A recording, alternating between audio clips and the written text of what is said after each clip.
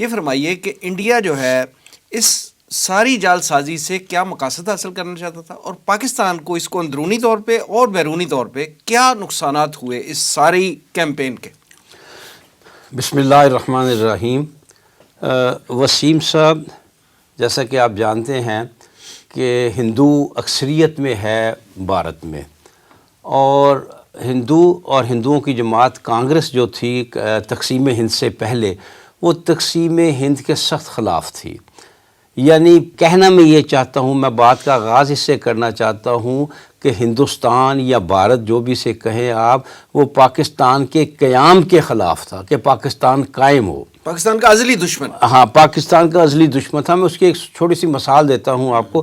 یہ 3 جون 1947 کی تاریخ بہت مشہور ہے کہ جب تقسیم ہند کا فیصلہ کانگریس نے تسلیم کر لیا، تو آپ اندازہ کیجئے ہندو ذہنیت کا اور ہندو قیادت کی تنظیم کا کہ جو لوگ کانگریس کی طرف سے گئے تھے اس میٹنگ میں، جو 3 جون 1947 کی ایک مشترکہ میٹنگ ہوئی مسلم لیگ، کانگریس اور انگریز، تو اس میں تقسیم ہند کو تسلیم کر لیا گیا۔ یعنی انہوں نے ایک سمجھ لیا کہ ہمارے سینے پر ایک داغ جو ہے لگایا جا رہا ہے، اور انہوں نے اسے قبول کر لیا، لیکن انتہائی کراہت سے۔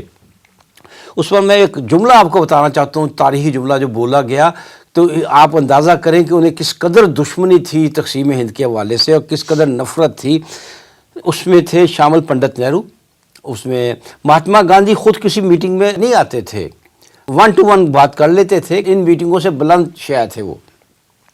پنڈت نہرو تھے، سردار پٹیل تھے، اور تیسرے ایک اور ہے۔ جب یہ طے ہو گیا کہ ہندوستان تقسیم ہوگا، کانگریس بھی ماننے پر مجبور ہو گئی، تب تینوں کی لڑائی کس بات پہ ہو رہی ہے؟ میٹنگ سے نکلتے وقت باپو کو کون بتائے گا کہ یہ فیصلہ ہو گیا؟ باپو کو کون بتائے گا؟ میں نہیں بتاؤں گا باپو کو یہ فیصلہ، آپ بتائیں باپو کو۔ باپو کون بلا؟ مہاتما گاندھی۔ یعنی اس قدر وہ اس کو ایک غلط، ایک خوفناک فیصلہ سمجھتے تھے کہ وہ جو ان کا اپنا اصل لیڈر تھا، جو پیچھے بیٹھا ہوا تھا، جو سارا معاملہ گھماتا تھا، اس کو بتانے سے خوف زدہ ہو رہے تھے۔ اتنا غیر متوقع فیصلہ تھا تقسیم ہند۔ گویا پاکستان کا قیام ہندوستان کے سینے پر مونگ ڈلنے والی بات تھی، اور وہ دشمنی آج تک ہندوستان کے اندر سے نہیں نکلی۔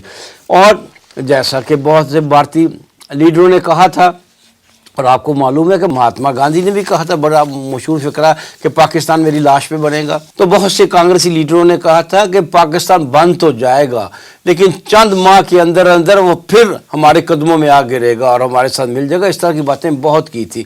لہٰذا آغاز اس سے کوشش ہے کہ پاکستان کو ختم کیجیے۔ یہ تو وہاں کبھی جنگیں ہوئیں، کبھی جو کچھ کر سکے انہوں نے کیا، یہ بھی اس کا ایک حصہ ہے۔ یہ جو اتنی بھی جال سازی کی، صرف اس لیے کہ دنیا میں پاکستان کا امیج خراب ہو، دنیا میں پاکستان کو ایک دہشت گرد ملک سمجھ جائے، دنیا میں پاکستان کو ایک فسادی ملک، دنیا میں انتشار پیدا کرنے والا ملک، یہ تصور دیا جائے۔ یہ کرتے رہے ہیں وہ کوشش، یہ مقصد تھا، تاکہ پاکستان ظاہر ہے دنیا کی نگاہوں میں کمزور ہوگا۔ جیسے کہ انہوں نے بتایا ہے شاید کہ وہ اس معاملے میں UN کے لیٹر پیڈ استعمال کرتے رہے، یعنی اپنی خبر، اپنی بات UN کے لیٹر پیڈ پر جعلی طور پر شائع کرتے رہے۔ تو اس قسم کے وہ کام کرتے ہیں۔ مقصد تو یہ تھا پاکستان کی دشمنی۔ اب آئیے اس طرف کے اندرونی طور پر اس کے کیا اثرات ہوئے۔ میں سمجھتا ہوں کہ بڑے شدید اثرات ہوئے اس پر پاکستان کے۔ دیکھیے، جب بہت سی خبریں آتی ہیں تو اکثریت تو اس کو سچ ہی سمجھتی ہے نا۔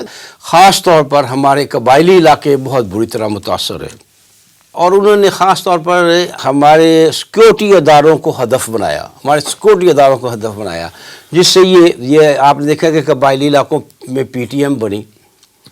یقینی طور پر اس میں کچھ لوگ ایسے ہیں جنہیں آپ کہہ سکتے ہیں کہ فروخت شدہ لوگ ہیں، خریدے ہوئے لوگ، لیکن بہت سے ایسے لوگ ہیں جو صحیح سوچ رکھنے والے تھے، لیکن جب یہ پروپیگنڈا ان کے سامنے آیا تو اس نے کہا کہ ہمارے خلاف یہ ہو رہا ہے، پاکستان کے ادارے یہ کر رہے ہیں، تو ان کی ذہنوں میں تبدیلی آئی، فری بلوچستان کا معاملہ کیا، اور بہت سے انہوں نے جو ہے اس طرح کے، یعنی یہاں تک کہ ایک بلوچ لڑکے کو پیش کیا گیا کہ یہ ہے جس کے پر ظلم ہوا اور پاکستانی فوج نے یہ کیا وہ کیا، انٹرویو سے پتہ لگا اس کو پتہ ہی نہیں ہے بلوچستان کہاں ہے اور بلوچستان کے کون کون سے ضلع ہیں، کہاں کہاں یہ ہے، یعنی بالکل ایک جعلی طور پر ایک پیش کر دیا گیا۔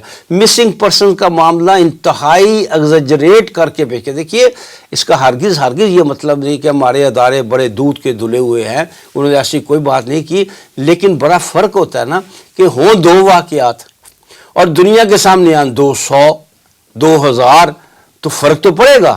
ایک تو وہ قبائلی علاقے والے لوگ بڑے متاثر ہوئے، پھر یہ کیونکہ دہشت گردی کی ایک چلی تھی باقاعدہ وہ معاملہ ہوا تھا، اس میں ظاہر ہے فوج نے کارروائی کی، اور جب فوجیں کارروائی کرتی ہیں تو پھر زیادتیاں ہوتی ہیں فوج کی طرف سے۔ یہ بالکل ایک یعنی ایک ایسا اصول ہے جو دنیا مانتی ہے، جب کوئی فوجی کارروائی ہوگی تو وہ کبھی یہ نہیں ہوگا کہ وہ ٹھکانے پہ نشانے لگیں گے، وہ کسی غلط کو ماریں گے تو کسی صحیح کو بھی مار دیں گے، یہ ہوتا ہے۔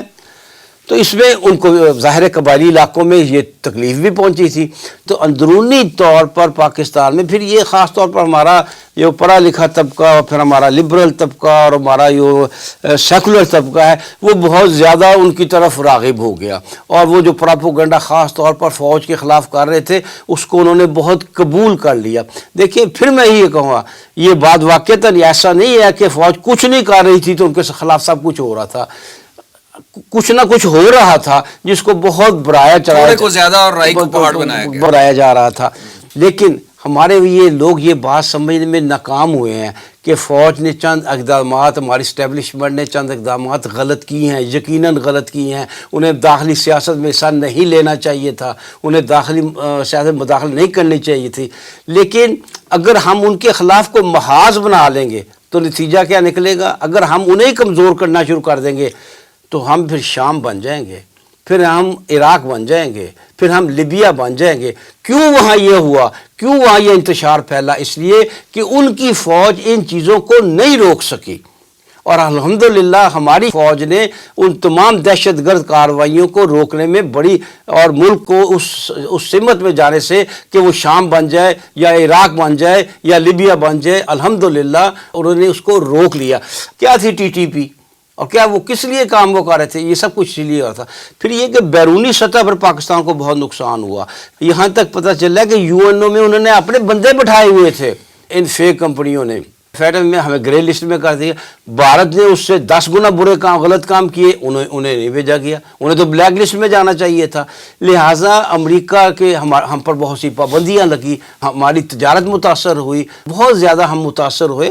لہٰذا اندرونی طور پر بھی، اور میں سمجھتا ہوں کہ اندرونی طور پر بہت نقصان پہنچا ہے ہمارے ایک طبقے کا، جو ذہن بدل کر رکھ دیا گیا نا، یہ ہمارے دشمن ہے، میں سمجھتا ہوں بہت کامیاب ہوئے اس میں نقصان پہنچانے میں۔ لہٰذا یہ اندرونی طور پر بھی ہمیں نقصان پہنچانے میں کامیاب ہوئے اور بیرونی طور پر بھی نقصان پہنچانے میں کامیاب ہوئے۔